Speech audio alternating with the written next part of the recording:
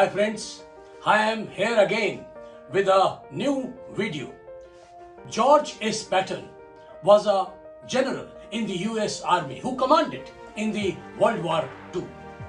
General Patton was very fond of writing quotations. His most popular quote was, "Death can be more exciting than life." Yes, you heard it right. Death can be more exciting than life. Based on this quotation, a psychotherapist designed an experiment which was named as deathbed exercise. And Steve Chandler was chosen for this experiment. Now, who was Steve Chandler? Steve Chandler is the author of the book, rather a very popular book, 100 Ways to Motivate Yourself. Steve was asked to imagine clearly that he was lying on a deathbed and he should have all the feelings connected to dying and eventually saying goodbye. Psychotherapist then asked Steve to invite most important people, like from his family members, from his relatives, from his friend, to visit him one by one so that they can visit him on his deathbed. And while they were visiting, he would speak to them about certain information which he wanted to share while he was alive, but somehow he could not. Now, as the exercise started and Steve started speaking to his friends, family members, relatives, he could barely speak. His voice got choked.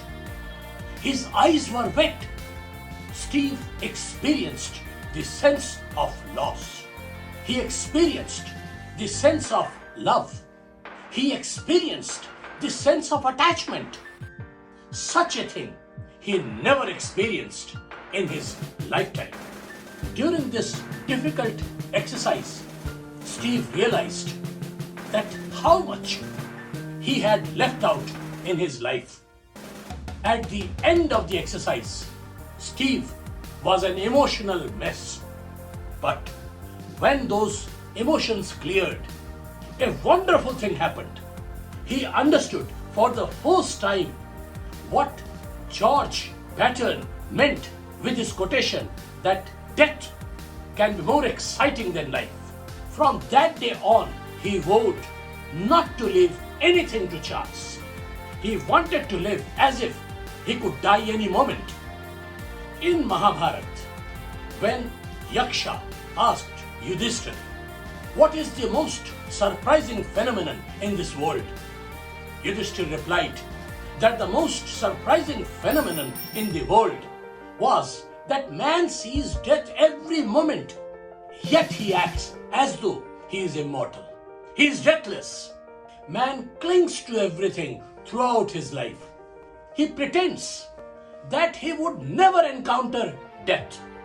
That pretension that he is not going to die is detrimental, is harmful to his enjoyment in life.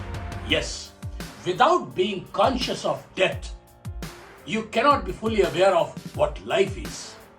If there is a beginning, there has to be an end.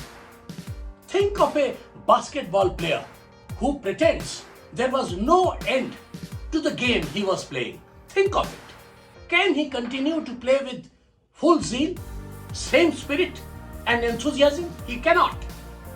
His spirit would soon be diluted. His enthusiasm would soon collapse. And his excitement would soon be lost. So excitement is there in the end. Without an end, there is no game. I'll explain it better. A journey ends. Childhood ends. Day ends. War ends. Cricket match ends. Football match ends. Night ends. School education ends.